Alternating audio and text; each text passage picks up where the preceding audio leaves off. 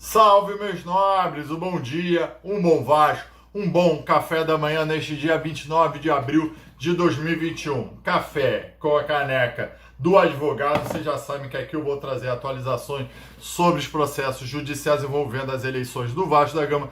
Hoje falando das ações templárias, porque ontem, quarta-feira, eu vi muita expectativa, muito falatório sobre este processo, porque teve alteração no seu andamento, mas aqui eu vou tentar trazer para vocês o que possivelmente vai acontecer sem querer enganar ninguém. Beleza, meus amigos? Vamos então acompanhar a atualização dos processos judiciais? Sim, logo depois da vinheta!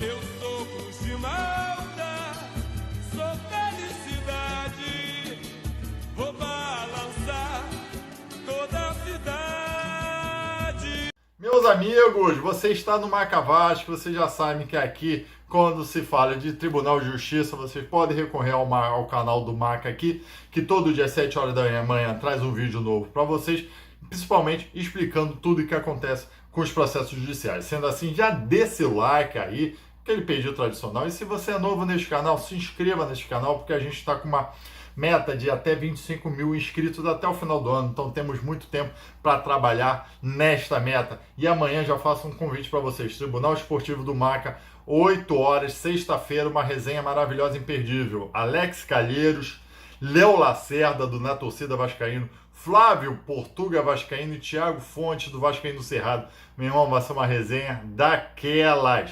Meus amigos, vamos então aqui falar sobre o processo dos Templários, como é que ele está, porque teve uma alteração no seu andamento, então isso cria-se uma expectativa muito grande em todos. Será que vai dar Vasco? Será que vai ter uma reviravolta? E aqui eu vou explicar para vocês o que possivelmente pode acontecer nesse processo. Eu falo assim porque pode ser que venha, pode ser que não venha. Meu irmão, se jornalista graduado, meus amigos, podem falar isso, eu também vou falar isso, principalmente envolvendo a justiça, porque nunca ninguém sabe o que efetivamente sai da cabeça do juiz, mas a gente já tem uma experiência e sabe qual é o trâmite normal dos processos. Vamos lá.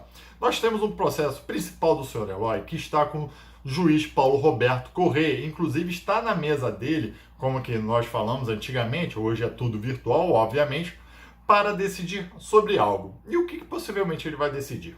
O senhor Eloy já apresentou sua peça que se chama-se réplica, ou seja, ele já rebateu os argumentos de defesa trazidos pelo Clube de Regatas de Vasco da Gama e pelo Falcherene Jazz, ok? Só que teve duas petições novas nesse processo. Quais são? O senhor Jorge Salgado pediu a sua inclusão nesse processo.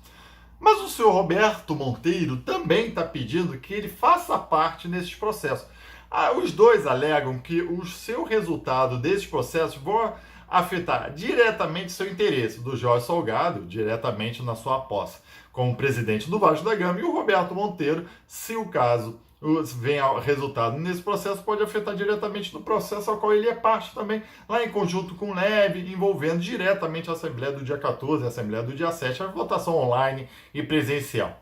Então os dois fizeram essa petição. Então o que o doutor juiz Paulo Roberto deve fazer nesse momento? Abrir prazo para que as partes, ou seja, o Vasco da Gama, o Falcherene Jazz e o senhor Eloy, se manifestem acerca dessas petições, desses pedidos do Roberto Monteiro e do Jorge Salgado. As partes lá, o Vasco, o Fals, o Mussa e o senhor Eloy podem aceitar ou podem recusar a inclusão desses dois no processo. E assim depois o senhor Paulo Roberto vai sim decidir se é cabível a inclusão dos dois ou não. Então eu acredito que ele não vai dar outra movimentação, porque isso é importante, porque pode alterar todo e qualquer movimento no processo. Então, como o processo tem de andar para frente e evitar paralisações, eu acho que esse é o primeiro incidente que ele tem que definir. Definindo, ele é obrigado a abrir o contraditório. Então, por isso, imagino que ele vai abrir as partes se manifestarem sobre essas petições. Não deve trazer aqui nenhuma liminar, nenhuma ordem judicial, porque nada de novo aconteceu nesse processo. Inclusive, aquela lista que apareceu da Eleja, não está nesse processo ainda. Então, não faz parte do mundo processual.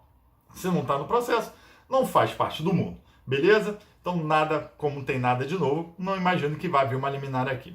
Ok? Passado por esse ponto, vamos lembrar em dar seu like neste vídeo, porque é muito importante que assim o YouTube reconhece a qualidade do vídeo e encaminha para outros vascaínos. Vamos passar para o segundo ponto. Foi aberto, como vocês podem ver também, quem acompanha no Tribunal de Justiça, um processo à parte, digamos assim, uma exceção de suspeição, inclusive com número novo. Porque lá em janeiro, não é uma petição nova não, mas lá em janeiro de 2021, o Vasco da Gama já tinha falado que este juiz não pode ser considerado imparcial para julgar as demandas do Vasco, principalmente envolvendo as eleições, porque ele é sócio do Vasco e em algum momento fez parte da política do Vasco, tanto que tem uma foto famosa dele ao lado do Eurico Miranda. Ok?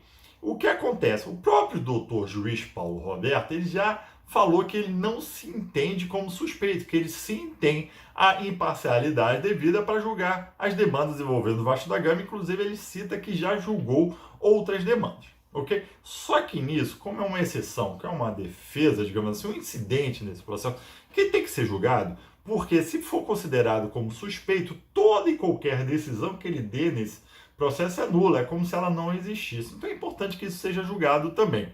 Então ele faz esse processo à parte, ok? Com essa petição do Vasco da Gama lá de janeiro. E imagino qual vai ser o andamento desse processo também. Até imagino que isso vai ficar um pouco parado para ele decidir se o Jorge Salgado e o Roberto Monteiro vão fazer parte do processo. Ele decidindo isso, vai chegar nessa fase da exceção de suspeição, ele também tem que abrir prazo para todas as partes envolvendo. Por isso que é importante ele decidir se o Jorge Salgado e o Roberto Monteiro vão fazer parte do processo, porque eles vão ter que se manifestar nessa exceção de suspeição para apresentar suas razões, se concordam, se discordam, e assim ele poder proferir uma decisão e as partes poderem apresentar um recurso depois cabível e ir lá para o desembargador Camilo Rulieri. Ok? Então, nesse ponto, está explicada a exceção de suspensão. Só que nessa exceção, o que o senhor Paulo Roberto fez corretamente? Ele encaminhou um recado para o desembargador Camilo Rulieri, um ofício que chama falando: ô Camilo, ô meu amigo Camilo, aqui embaixo a gente vai discutir sobre minha suspeição. Ou seja, se eu for considerado suspeito, que eu posso mesmo, dependendo dos argumentos, me considerar suspeito, todas essas decisões vão ser nulas, vão ser como se não existisse, eu vou ter que caminhar para um outro juiz dar o prosseguimento do processo. Então, tudo que você tem aí em cima pode ser considerado nulo, perdeu o objeto e você sequer precisa de julgar. Beleza? O que eu imagino que o desembargador Camilo vai fazer? Lá com ele tem 4 agravos, na verdade, mas não são 3. Um do Jorge Salgado, um do Vasco da Gama e um do senhor Eloy, contra uma decisão do Paulo Roberto. Ou seja, então ele vai dar o prosseguimento nestes recursos. Inclusive, há um recurso que a gente chama agravo regimental, falando que tem que ser mudada a relatoria, tirar da mão do desembargador Camilo, passar para o desembargador Custódio. Mas imagina que ele vai dar um processamento. Qual é o processamento? Receber as contrarrazões, meio que dar uma saneada, resolver esses incidentes para pedir uma data. Quando ele for pedir a data de julgamento, é que imagina que ele não vai fazer. Por quê? Porque é importante que lá, aqui na suspeição, seja declarado ou não, para saber até se vai ter o objeto ainda lá do recurso, entendeu? E o pessoal fala, pô, será que o desembargador Camilo Rulieri pode apresentar uma decisão monocrática, ou seja, sozinho decidir algo? Meus amigos, não acredito que ele vai fazer isso, porque ele sabe que se ele decidir algo, vai ter um recurso e vai ser levado para o pleno, digamos assim, para o senhor desembargador Custódio. É uma fila, né? O desembargador Custódio e o desembargador Fábio Dutra. E já sabe qual é o entendimento dele. Então ele sabe se ele proferir uma decisão sozinho aqui, apresenta seu agravo cabível e os outros dois possivelmente vão reverter a decisão dele. Então é melhor ele aguardar e tudo, jogar tudo e decidir tudo de uma vez no pleno. Vocês entenderam, meus amigos? Então por que eu não penso que vai ocasionar alguma mudança radical nestes próximos dias? Porque tem um andamento regular do processo, que deve ser seguido sob pena de nulidade absoluta, ou seja, sob pena de lá daqui a 1 ano, 2 anos, ser declarado que nada valeu. Então você tem todo um processo, todo um exato, todo um passo a passo a seguir corretamente, sempre o que eu estou falando aqui do contraditório, respeitando o contraditório para as partes sempre se manifestarem no processo. Meus amigos, eu sei que é complexo, por isso que se cria muita expectativa, por isso que se cria muitas narrativas, Mas é isso. Só para concluir, não acho que vai ter uma reviravolta, principalmente na sexta-feira. Pode ser que venha, pode ser que não venha, porque cabeça de juiz ninguém sabe o que vem. Mas não acredito que vá dar leve na sexta, não acredito que vá dar leve na semana que vem. Tem todos esses processos passo a passo a serem seguidos. Tá bom, meus amigos? Aqui eu peço que nos comentários coloque suas dúvidas, que vamos tentar responder a todos.